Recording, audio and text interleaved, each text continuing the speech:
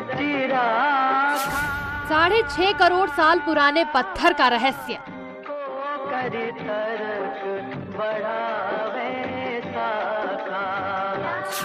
सनातनी जिसे कहते हैं देवशिला।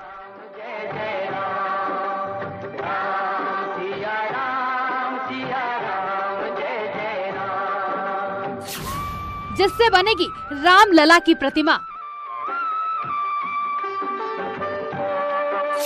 अयोध्या लाया जा रहा है पवित्र पत्थर।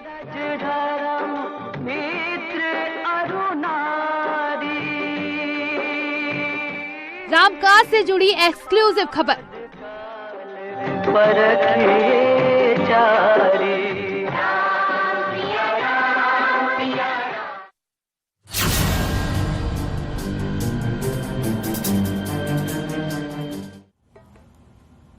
नमस्कार, न्यूज 18 देख रहे हैं आप और आपके साथ मैं हूं अंशिका पाठक। अयोध्या में रामकाज अपने जोरों पर है। संभावना जताई गई है कि साल 2024 तक मंदिर बनकर तैयार हो जाएगा। मंदिर में भगवान रामलला की प्रतिमा स्थापित करने के लिए नेपाल से शालिग्राम की 2 शिलाएं लाई जा रही हैं। कहा जा रहा है कि 6.5 करोड़ साल पुराने पवित्र शिला से रामलला की प्रतिमा बनेगी। ये कोई आम पत्थर नहीं है, इसका ऐतिहासिक, पौराणिक और धार्मिक के साथ ही वैज्ञानिक महत्व भी है।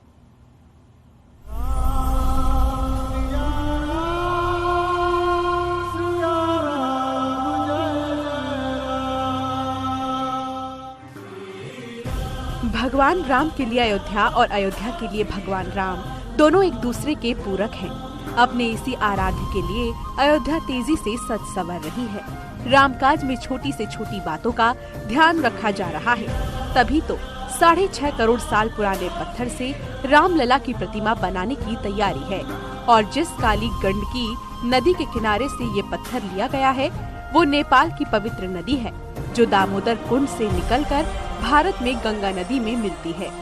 इस नदी किनारे रहे शालिग्राम के पत्थर पाए जाते हैं, जिनकी आयु करोड़ों वर्ष की होती है, जो सिर्फ यहीं पाई जाती है। भगवान विष्णु के रूप में शालिग्राम पत्थरों की पूजा की जाती है, जिस कारण से इसे देवशिला भी कहा जाता है। परम सती असुराधिप नारी तही बल ताहिन जितै पुरारी। तब भगवान विष्णु ने उसके पतिव्रत भंग किया। तब जाकर के भगवान शंकर और उस राक्षस को पराजित कर पाए। तो पराजित होने के बाद में जब इसको पता चला, तब इसने शाप दे दिया कि जाओ तुम पत्थर हो जाओ। तो उन्होंने शाप दिया जाओ तुम तुलसी हो जाओ। तो वही वृंदा तुलसी हो गई और ये जो भगवान विष्णु थे वो पत्थर हो गए। अयोध्या में बन रहे भगवान राम के मंदिर में रामलला के बाल स्वरूप की मूर्ति जिस पत्थर से बनाई जाएगी, वो कोई आम पत्थर नहीं है, बल्कि उसका ऐतिहासिक, पौराणिक, धार्मिक और वैज्ञानिक महत्व है। इस पत्थर को लाने से पहले नेपाल के मयाग्दी जिले में पूरे विधि विधान से क्षमा पूजा की गई। फिर जियोलॉजिकल और आर्कियोलॉजिकल विशेषज्ञों की देखरेख में पत्थर की खुदाई की गई। संत भी इस पत्थर की महत्ता को बताते हुए अभिभूत हैं। स्वयं वो पत्थर ही पवित्र है। और यहाँ पत्थर को जब बनाया जाता है किसी अन्य पत्थर को, तो बाद में उसको प्रतिष्ठित करने के लिए तमाम उसकी पूजा अर्चना होती है, उसका प्राण प्रतिष्ठा होती है। और ये प्राण प्रतिष्ठित मूर्ति इतने बड़े, यदि छोटा सा भी शालिग्राम के पत्थर है तो वह स्वयं पूजित है और स्वयं प्रतिष्ठित है। वहाँ कोई किसी प्रकार के प्राण प्रतिष्ठा नहीं करना पड़ता है। बताया जा रहा है कि करीब 7 महीने पहले नेपाल के पूर्व उप प्रधानमंत्री ने राम मंदिर निर्माण ट्रस्ट के सामने ये प्रस्ताव रखा था और उसी समय से इसकी तैयारी शुरू कर दी गई थी। सांसद निधि ने ट्रस्ट के सामने ये प्रस्ताव रखा कि अयोध्या धाम में जब भगवान श्री राम का इतना भव्य मंदिर का निर्माण हो ही रहा है, तो जनकपुर के तरफ से और नेपाल की तरफ से इसमें कुछ न कुछ योगदान होना ही चाहिए। और ऐसी मान्यता भी है कि मिथिला में बेटियों की शादी में ही नहीं, बल्कि शादी के बाद भी अगर बेटी के घर में कोई शुभ कार्य हो रहा हो, तो आज भी मायके से हर त्योहार और शुभ कार्य में कुछ न कुछ संदेश किसी न किसी रूप में दिया जाता है।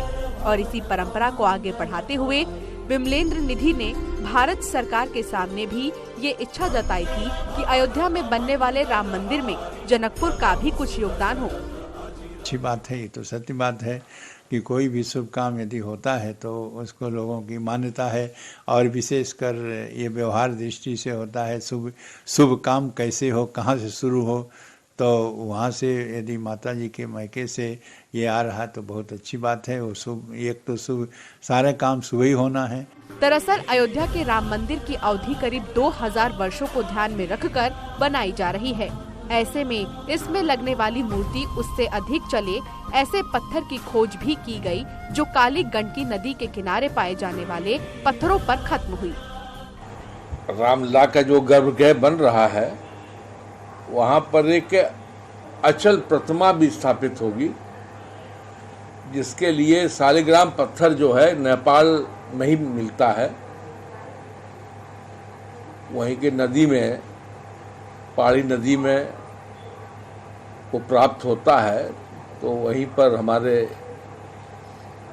पदाधिकारी गए हुए हैं और वहाँ से वो शालिग्राम का पत्थर 5 फीट ऊंचा लेकर के आ रहे हैं। इस अचल शिला का धार्मिक, पौराणिक, आध्यात्मिक महत्व भी है।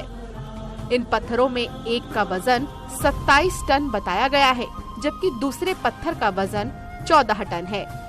नेपाल की तरफ से अयोध्या के राम मंदिर को दिए जाने वाले इस पत्थर को लेकर नेपाल ही नहीं, अयोध्या में भी काफी उत्साह है।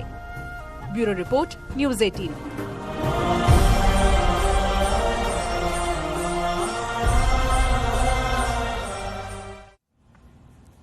तो एक बात तो साफ हो गई है कि नेपाल की देवशिला से अयोध्या में रामलला की प्रतिमा बनेगी, लेकिन जिन रास्तों से ये प्रतिमा गुजर रही है उन रास्तों की बात करें तो वहां राम भक्त पवित्र शिला के दर्शन मात्र में इंतजार में हैं। बताया जा रहा है कि नेपाल के रास्ते बिहार और फिर यूपी में प्रवेश होगा शिला। यूपी में भगवाधारी भक्त भव्य स्वागत की तैयारी में है। मंगल भवन अमंगल हारी। रामलला की मूर्ति के लिए लाई जा रही 2 शिलाएं। नेपाल से अयोध्या तक स्वागत की भव्य तैयारी। बिहार के मधुबनी बॉर्डर से भारत में होगा प्रवेश।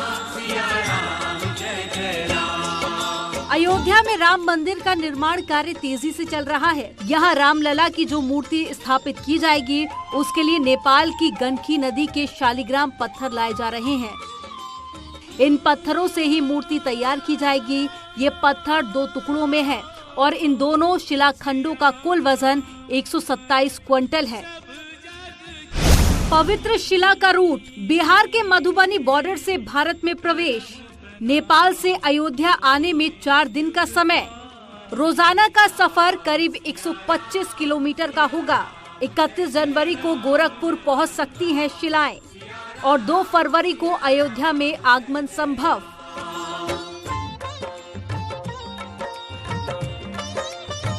जानकारी के मुताबिक जगह जगह इन शिलाओं की पूजा अर्चना और भव्य स्वागत भी किया जा रहा है। नेपाल में पोखरा के पास गंडकी नदी से लाई जा रही शालिग्राम की इन शिलाओं को सबसे पहले पोखरा से नेपाल के जनकपुर लाया गया, जहां जनकपुर के मुख्य मंदिर में पूजा अर्चना भी की गई। विशेष अनुष्ठान के बाद ये शिलाएं बिहार के मधुबनी बॉर्डर से भारत में प्रवेश करेंगी और अलग अलग जगहों पर रुकते हुए अयोध्या पहुंचेंगी। भगवान रामलला की अचल मूर्ति बनाए जाने के लिए अब कालिंदी नदी के शालिग्राम शिला का इस्तेमाल किया जाएगा। इसको विश्व हिंदू परिषद और ट्रस्ट के पदाधिकारी लेने के लिए नेपाल जा चुके हैं और खुद नेपाल के उप प्रधानमंत्री इस पत्थर की अगवानी करते हुए इसे अयोध्या लाएंगे। ये माना जा रहा है कि 30 जनवरी को वैदिक रीति रिवाज के पूजन के बाद इस पत्थर को मां जानकी की नगरी से भगवान राम की जन्मस्थली के लिए रवाना किया जाएगा और गोरखपुर के रास्ते ये अयोध्या पहुँचेगा। शालिग्राम पत्थरों की ऐसी मान्यता है कि इसे शास्त्रों में विष्णु स्वरूप माना जाता है। वैष्णव शालिग्राम भगवान की पूजा करते हैं, इसलिए यहाँ पूरा पत्थर शालिग्राम है। इसे अधिकतर नेपाल की गंडकी नदी में पाया जाता है। हिमालय के रास्ते में पानी चट्टान से टकराकर इन पत्थर को छोटे छोटे टुकड़ों में तोड़ देता है और नेपाल के लोग इन पत्थरों को खोज कर निकालते हैं और उसकी पूजा करते हैं।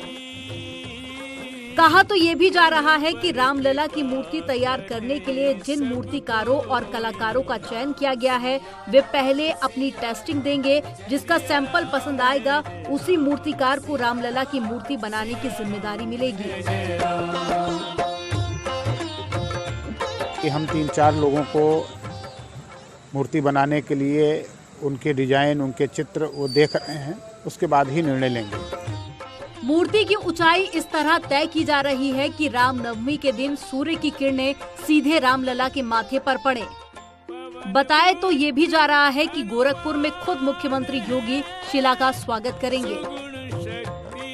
सूबे के मुख्यमंत्री योगी आदित्यनाथ भी गोरखपुर में इस पत्थर का पूजन अर्चन करेंगे। बाकायदा वैदिक रीति रिवाज के पूजन के बाद इस पत्थर को अयोध्या लाया जा रहा है और धार्मिक मान्यता है कि किसी भी शुभ काम के पहले मायके से कुछ न कुछ जरूर आता है। ऐसे में संत समाज का कहना है कि मां जानकी की कृपा से भव्य मंदिर निर्माण हो रहा है और ऐसे में भगवान राम की ससुराल से कुछ अयोध्या न आए, ये कहाँ संभव है। फिलहाल 30 जनवरी को ये पत्थर नेपाल से निकलेगा और 2 फरवरी को अयोध्या पहुंचेगा, जहां पर वैदिक रीति रिवाज के साथ भव्य पूजा अर्चन के बाद इस पत्थर को विराजमान कराया जाएगा और फिर अचल मूर्ति का निर्माण भी इस विशालकाय शालिग्राम पत्थर से होगा। अयोध्या से न्यूज़ 18 के लिए निमिष गोस्वामी।